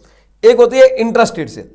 सर इंट्रा स्टेट सेल वो होती है जो दिल्ली से दिल्ली के बीच में होती है, ठीक है जी, जो दिल्ली से दिल्ली के बीच में होती है। एक होती है इंटर स्टेट सेल, ठीक है सर, इंटर स्टेट सेल। और सर इंटर स्टेट सेल वो होती है जो दिल्ली से पंजाब के बीच होती है। मान लो मतलब सर देखो मैं बताता हूं आपको, कंफ्यूजन नहीं होना। इंट्रा स्टेट सेल का मतलब होता है with in the same state, वो सेल जो विद इन सेम स्टेट हुई है, यानी कि दिल्ली से दिल्ली में। और इंटर स्टेट सेल वो होती है जो बिटवीन 2 स्टेट हुई है, बिटवीन 2 स्टेट हुई है, जैसे दिल्ली से पंजाब के बीच में। ठीक है सर, सही है सही है, प्लीज ध्यान सुना, बात बड़ी समझ वाली बात है। ये दिल्ली से दिल्ली के बीच में सेल होती है ना, यहां जो टैक्स लगता है उसको बोलते हैं वैट। यहां पर जो टैक्स का नाम रखा गया ना वो वैट रखा गया, वैल्यू एडेड टैक्स। अरे नाम है, इससे पहले इसका नाम था लोकल सेल टैक्स, LST। पहले इसको लोकल सेल टैक्स कहते थे, बाद में इसका नाम चेंज किया गया वैल्यू एडेड टैक्स। जो इंटरस्टेट सेल होती है दिल्ली से पंजाब वाली, इसका नाम रखा गया CST। टैक्स का नाम है सेंट्रल सेल टैक्स। सर ये सेंट्रल वर्ड आप तो कह रहे हो स्टेट का होता है, हाँ ये स्टेट का होता है, लेकिन नाम सेंट्रल है। बताऊंगा क्यों, लॉजिक बताऊंगा, लॉजिक भाई साहब बड़ा टेक्निकल है। सेल टैक्स समझ में आ गया ना, फिर समझ लो आज ही क्लास का मुद्दा ऑलमोस्ट कंप्लीट हो गया। सेल टैक्स वाली बात समझ लो, उसके बाद कुछ खास नहीं बचा। आज ही क्लास आपके दिमाग में आनी शुरू हो जाएगी, लेकिन ये सेल टैक्स वाला समझना जरूरी है। हाँ जी, तो सेल कितने तरह की होती है? दिल्ली से दिल्ली के बीच में और दिल्ली से पंजाब के बीच में। अब झगड़ा सुनो क्या हुआ। जब दिल्ली से दिल्ली के बीच में सेल हुई, जब दिल्ली से दिल्ली के बीच में सेल हुई तो कोई झगड़ा नहीं है। दिल्ली से दिल्ली के बीच में सेल हुई तो कोई झगड़ा नहीं है। क्यों? सेलर भी दिल्ली का, हाँ, और बायर की भी दिल्ली का, बिल्कुल सही है। सामान बेचने वाला भी दिल्ली का, सामान खाने वाला भी दिल्ली का, टैक्स देने वाला भी दिल्ली का, टैक्स लेने वाला भी दिल्ली का, सरकार को देने वाला भी दिल्ली का। और टैक्स जाएगा किसको? स्टेट को। क्वेश्चन था कौन सी स्टेट को? दिल्ली। अब पूरी कहानी में दिल्ली आ रहा है, बेचने वाला दिल्ली का, खरीदने वाला दिल्ली का, टैक्स देने वाला दिल्ली का, टैक्स लेने वाला दिल्ली का। तो कौन सी सरकार को जाएगा? दिल्ली को जाएगा। लेकिन सर यहां प्रॉब्लम आ गई है, यहां प्रॉब्लम आ गई है। यहां सेलर तो दिल्ली का है, सेलर तो दिल्ली का है, लेकिन बायर पंजाब का है। ये बायर है। ये जब दिल्ली वाला पंजाब को सामान बेचता है तो पंजाब वाला पैसे दे रहा है, साथ में टैक्स भी दे रहे हैं, तो टैक्स देने वाला पंजाब का है लेकिन लेने वाला दिल्ली का है। तो क्वेश्चन है कि अब टैक्स जाएगा तो स्टेट को, लेकिन कौन सी स्टेट को जाएगा, ये तो बताओ, कौन सी स्टेट को जाएगा, दिल्ली वाले को जाएगा या पंजाब वाले को जाएगा? बताओ बताओ, फंस गए भाई। यहां दिक्कत नहीं है, विच स्टेट, कोई इशू नहीं है। क्यों? दिल्ली चला जाएगा, दिल्ली को चला जाएगा, विच स्टेट। यहां इशू है विच स्टेट, दिल्ली या पंजाब, दिल्ली या पंजाब। समझ में आ गया पॉइंट? देखो आपको लिख के दिखाता हूं। मैं दिल्ली से पंजाब वाला ले लेता हूं, ठीक है। इंटरस्टेट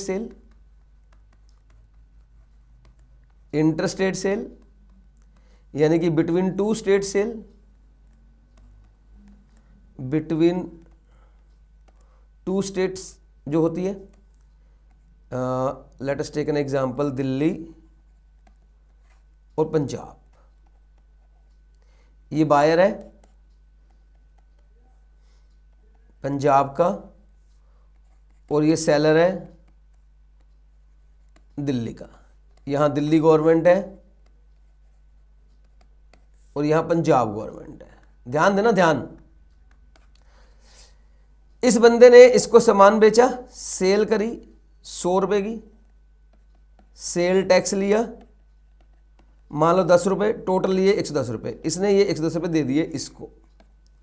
अब क्वेश्चन है कि ये जो 10 रुपए का टैक्स है ये किसको मिलना चाहिए, दिल्ली को या पंजाब को? भाई साहब ये क्वेश्चन है कि ये टैक्स किसको मिलना चाहिए, दिल्ली को या पंजाब को? मैं बताऊं मेरे हिसाब से, लॉजिक बात करूं, मेरे हिसाब से ये टैक्स मिलना चाहिए पंजाब को। और समझना क्यों मैंने लॉजिक पंजाब क्यों बोला। किसको मिलेगा बाद में बताऊंगा, लेकिन किसको मिलना चाहिए, मेरे हिसाब से ये टैक्स मिलना चाहिए पंजाब सरकार को। और उसके पीछे मेरे पास एक परफेक्ट लॉजिक है। देखिए पैसे टैक्स के किसने दिए, किसकी जेब से गए हैं? सर पंजाब की जेब से गए हैं, इस बंदे की जेब से गए हैं। जब कोई आदमी टैक्स देता है तो वो क्या सोच के देता है कि मेरे बुरे कर्म थे, दिए, मैंने दान दिया, भाड़ में गया पैसा, लूट ले सरकार, ये सोच के देता है? या वो ये सोच के देता है कि आज मैं टैक्स दे रहा हूं, आखिरकार कल इन टैक्स के पैसों से मेरे ऊपर ही तो बारिश होगी, आज मैं टैक्स दूंगा तो कल मेरी स्टेट ही तो डेवलप होगी, आज मैं टैक्स दूंगा तो मेरी स्टेट की रोड्स बनेगी, मेरे स्टेट का ये बनेगा वो बनेगा। भाई जो टैक्स देता है वो यही तो सोचता है। आखिरकार हमने टैक्स की डेफिनेशन को शुरू में यही तो समझा था कि जो आदमी टैक्स देता है वो उसे पब्लिक सर्विसेज प्रोवाइड की जाती है, उन पैसों से उसे फैसिलिटीज दी जाती है। तो ऑफ कोर्स अगर टैक्स पंजाब वाले की जेब में से जा रहा है तो सब कुछ पंजाब वाले को मिलना चाहिए, यानी कि पैसा पंजाब गवर्नमेंट को जाना चाहिए। पर ये पैसा इसने कलेक्ट किया है, हाँ ऑफ कोर्स यही कलेक्ट करेगा पैसे तो, क्योंकि इसने सामान बेचा है, पैसे तो यही कलेक्ट करेगा। 10 रुपए इसके हाथ में है। अब ये 10 रुपए गया पंजाब को देने, प्लीज ध्यान देना, ये 10 रुपए लेके गया पंजाब को देने, ये पंजाब गवर्नमेंट के पास गया। अच्छा तो ये बंदा रजिस्टर्ड कहाँ पे होगा, सेलर जो है ये रजिस्टर्ड, सर ये तो दिल्ली में रजिस्टर्ड होगा, हाँ ये दिल्ली में रजिस्टर्ड होगा क्योंकि ये दिल्ली का सेलर है। लेकिन ये पंजाब गया और पंजाब वालों को बोला देखो जी आपकी तरफ से कोई पर्सन आया था, मैंने किसी को सेल की थी पंजाब वाले को, और उसने मुझे 10 रुपए का टैक्स दिया है और ये आपका बनता है, मैं आपको देने आया हूं। क्योंकि जब आपके आदमी ने टैक्स दिया है तो इस टैक्स की बारिश भी उस पर होनी चाहिए, उस टैक्स का बेनिफिट भी उसको मिलना चाहिए, तो ले लो 10 रुपए। पंजाब गवर्नमेंट का क्वेश्चन सुनो, बोले वो तो हम तुमसे ले ही लेंगे, पहले ये बताओ तुम्हारा नाम क्या है, तुम्हारा रजिस्ट्रेशन नंबर क्या है? बोला जी मैं दिल्ली में रजिस्टर्ड हूं। बोले वो छोड़ो, पंजाब में क्या रजिस्ट्रेशन नंबर है? बोला सर मैं पंजाब में थोड़ा ना रजिस्टर्ड हूं। बोले क्यों?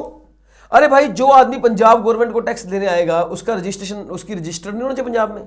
कोई भी सरकार जिससे भी टैक्स लेती है वो उसको पहले अपने यहां रजिस्टर करती है, बिना रजिस्ट्रेशन टैक्स थोड़ी ले लेगी। तो पंजाब गवर्नमेंट ने बोला दिल्ली वाले भाई तेरे को पंजाब में पहले रजिस्ट्रेशन करवानी पड़ेगी, और रजिस्ट्रेशन के साथ साथ तेरे को पेमेंट भी करनी पड़ेगी 10 रुपए की, और साथ में तेरे को यहाँ के रिटर्न भी भरनी पड़ेगी, अकाउंट्स भी मेंटेन करने पड़ेंगे, तेरे को सारे रूल्स फॉलो करने पड़ेंगे पंजाब के। भाई साहब इसके आंसू निकल गए, डर गया, ये डर गया। क्यों डर गया? ये इसलिए डर गया पंजाब में इतना कुछ करना पड़ेगा। ये बोला कल को कोई नया बायर आ गया मेरे पास हरियाणा वाला और मैंने उसको सामान बेच दिया, जब मैं उसका टैक्स लेके हरियाणा जाऊंगा तो हरियाणा वाले बोलेंगे हमारे यहाँ रजिस्ट्रेशन करवा, हमारे यहाँ पेमेंट कर, हमारे यहाँ रिटर्न भर। कल कोई एमपी वाला आ गया, मुझे एमपी जाना पड़ेगा, कल कोई यूपी वाला आ गया मुझे, अरे मैं तो 36 स्टेट में काम करूंगा, क्या मैं 36 रजिस्ट्रेशन करवाऊंगा? क्या मैं 36 जगह जाके रजिस्ट्रेशन करवाऊंगा उनको टैक्स देने के लिए? ये डर गया, ये वापस आ गया भाग के, बोला मैंने नहीं देना कोई टैक्स 10 रुपए। अब इस 10 रुपए का किया कह रहे सर, लॉजिकली बताऊं, लॉजिकली टैक्स जाना चाहिए पंजाब को, क्योंकि पंजाब के यहां पे गुड्स कंज्यूम हुई है, डेस्टिनेशन। सुना होगा आपने डेस्टिनेशन टैक्स, नहीं भी सुना हो तो वर्ल्ड वाइड कंसेप्ट है, वर्ल्ड वाइड कि टैक्स उस वहां जाएगा जहां गुड्स कंज्यूम्ड होती हैं, जहां जहां सामान कंज्यूम्ड होता है, सर्विसेज कंज्यूम्ड होती है, यहां जाना चाहिए पंजाब को। लेकिन बताओ क्या ये पॉसिबल है? अगर जाएगा तो इस बंदे की ऐसी तैसी नहीं हो जाएगी दिल्ली वाले की? क्या हर स्टेट में रजिस्ट्रेशन करवाएगा? और मैं बताऊं, पुराने जमाने की बात चल रही है, हम टैक्स पढ़ रहे हैं, इस टैक्स को इसे बोलते हैं सीएसटी, ठीक है ना, सीएसटी मैंने वो बताया था, एक स्टेट से दूसरी स्टेट में जो टैक्स लगता है उसका नाम सीएसटी होता है। इस टैक्स को बोला गया आप दिल्ली को दे दो, तो यस गाइस, सीएसटी जाएगा दिल्ली गवर्नमेंट को। पंजाब को जाना चाहिए लेकिन नहीं जाता। सीएसटी जो टैक्स है वो ओरिजिन बेस्ड है। ओरिजिन बेस्ड का मतलब होता है जहां से गुड्स चली हैं उस स्टेट को जाता है। इलॉजिकल, गलत, कितने साल ऐसा होता रहा, कितने साल ऐसा होता रहा। 1956 में सीएसटी एक्ट बना था, वहां से लेकर जब तक ये खत्म नहीं हुआ यही होता रहा, और गलत गलत क्यों? ओरिजिन बेस्ड टैक्स सही नहीं होता, टैक्स होता है destination based. World wide destination based tax चलता है, लेकिन यहां पर क्या चलेगा? Origin based tax. क्यों? मजबूरी है, मजबूरी है। आखिरकार पंजाब वालों को टैक्स दे तो दें, लेकिन दें कैसे, पहुंचाएं कैसे? मजबूरी है, और इसलिए इस टैक्स का नाम रखा गया ओरिजिन बेस्ड टैक्स, और सीएसटी नाम रखा गया इसका। सीएसटी क्यों रखा गया वो बताऊंगा आपको। पहला पॉइंट क्लियर हो गया, सेल टैक्स का ये क्लियर हो गया। अब आगे सुनो, एक और प्रॉब्लम आई सेल टैक्स के अंदर, ये दिल्ली पंजाब वाले में। एक सेल है जो दिल्ली से पंजाब होती है, ये दिल्ली का बंदा है और ये पंजाब का बंदा है, ठीक है, ये पंजाब का बंदा है। मैंने पंजाब एग्जांपल ले लिया भाई, आप एमपी यूपी ले लो, कोई दिक्कत नहीं है। यहां से सेल हो रही है, ठीक है, ट्रक में सामान जाएगा, ठीक है, और सेल हो रही है यहां से, मान लीजिए 100 रुपए की सेल है, और सेल टैक्स जो है वो है 10 रुपए, 110 रुपए है, ठीक है सर। सेल टैक्स कौन सा होगा? ये सीएसटी होगा, सेंट्रल सेल टैक्स, सही है, मान लो ना, एग्जांपल के लिए समझ लो, ठीक है सर। दिक्कत क्या है सर? ये जो सेल हुई ना, ये सेल का जो कॉन्ट्रैक्ट हुआ था ना, वो एमपी में हुआ था। कॉन्ट्रैक्ट एमपी में हुआ था, मध्य प्रदेश में। मध्य प्रदेश में एक बार ये बायर सेलर मिले थे, वही बात हुई थी कि मैं आपको सामान बेच दूंगा, उसने बोला मैं खरीद लूंगा, तो वहीं डिस्कशन हुआ था इसके ऊपर, ठीक है। एमपी में कॉन्ट्रैक्ट हुआ था जी, एमपी में। और मैं बताऊं, ये जब सेल हुई ना, तो दिल्ली से पंजाब सामान जाएगा, और आपको पता है बीच में हरियाणा भी आता है। हाँ, अगर आपको पंजाब जाना ना दिल्ली से, तो आपको हरियाणा होकर जाना पड़ेगा। तो अब ऑफ कोर्स ये ट्रक हरियाणा के बीच में से निकलेगा, हरियाणा से उड़ के तो निकल नहीं जाएगा यहां से निकलेगा। हरियाणा वाले बोले टैक्स तो हमारा है। बोले कैसे भाई? बोले देखिए, अंबेडकर जी ने कहा था टैक्स स्टेट गवर्नमेंट का है। अंबेडकर जी ने ये नहीं बताया कौन सी स्टेट गवर्नमेंट का है। अंबेडकर जी ने कहा था टैक्स स्टेट गवर्नमेंट का है, टैक्स हरियाणा का है, क्योंकि टैक्स हरियाणा स्टेट में से निकला है, गुड्स तो हमारा बनता है। एमपी वाले बोले अच्छा कैसे, हमारा है टैक्स। बोले आपका कैसे है? बोले अरे असली कॉन्ट्रैक्ट तो हमारी स्टेट में हुआ था, टैक्स तो हमारा ही बनता है। दिल्ली वाला बोला चुप रहो, टैक्स मेरा है क्योंकि मैंने बेचा है। पंजाब वाला बोला हमारी स्टेट को मिलेगा, डेस्टिनेशन है। ये लोग लड़ पड़े भाई साहब, खूब तगड़ा झगड़ा हो गया, लड़ाई हो गई।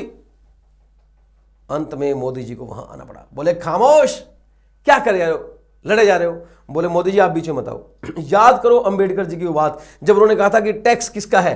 टैक्स है स्टेट गवर्नमेंट का, हमारा है हम अपने आप देख लेंगे। मोदी जी ने कहा सुन, टैक्स मैं नहीं मांग रहा और ना मैं तुमसे टैक्स ले रहा हूं, मैं सिर्फ ये कहने आया हूं कि ये टैक्स किसका है ये हम डिसाइड करेंगे। भाई देश का मामला है, तुम लड़ रहे हो, लड़ोगे तो डिसाइड हम करेंगे।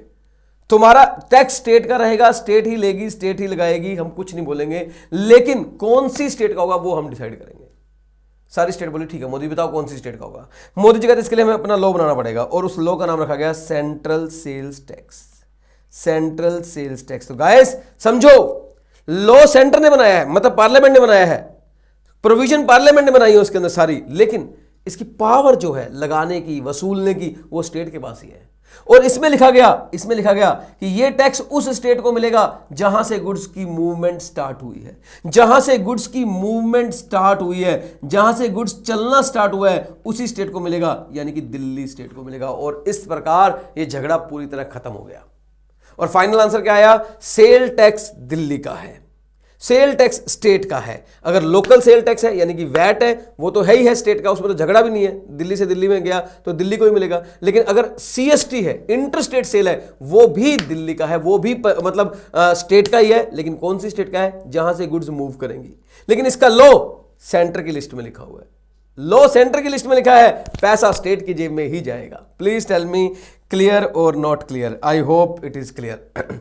गाइस मैं फिर बोल रहा हूं, मैं आपको ऊपर ऊपर से नहीं पढ़ाने वाला हूं। रेगुलर बैच का मतलब होता है इन डेप्थ डिटेल डिस्कशन। बहुत सारे बच्चे ना मेरे यूट्यूब पे रिवीजन करते हैं, आप में से भी बहुत सारे बच्चों ने की होगी।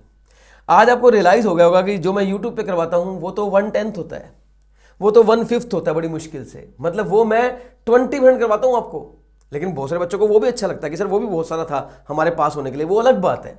लेकिन 100 में से 100 नंबर लेने के लिए, 100 में से 90 नंबर लेने के लिए, 100 में से 95 नंबर लेने के लिए, 95 नंबर लेने के लिए इन डेप्थ नॉलेज की रिक्वायरमेंट होती है। रिवीजन पढ़ने वाले बच्चे को पहले टेक्स्ट आता होता है तब वो समझ पाता है, लेकिन आपको तो मैं ये अज्यूम कर रहा हूं भाई साहब आपको कुछ नहीं आता है, मैं करवाऊंगा एक एक चीज, आप टेंशन फ्री होकर बैठ जाओ, ठीक है। हाँ जी, तो मैं दिखा दूं लिस्टें। मोदी जी की झोली में इनकम टैक्स, मोदी जी की झोली में कस्टम, एक्साइज और 92A। हालांकि ये लिखा गया है सेंटर की लिस्ट में, आपको पता है जाएगा स्टेट की जेब में। कौन सी स्टेट की जेब में? जिसके यहां से गुड्स मूव हुई है, स्टार्ट हुई है, ठीक है सर। सेल टैक्स खत्म। अच्छा वो सर जो दिल्ली से दिल्ली वाला सेल था वैट, वो कहां जाएगा? वो तो स्टेट में जाएगा। हाँ उसका लो तो स्टेट में लिखा होगा, उसका लो स्टेट में लिखा हुआ है, और वो रहा entry number 54। Guys entry number 54 जो है वो वैट की है, यानी कि जो between within same state sale होती है वो वैट होता है, वैट, और वो 54 स्टेट लिस्ट में लिखा हुआ है। Yes guys, clear. अब क्या बचा है? अब एक टैक्स बचा है जिसका नाम था सर्विस टैक्स। हालांकि ये टैक्स आज की तारीख में बिल्कुल भी एग्जिस्ट नहीं करता है, लेकिन फिर भी बताऊंगा जरूर।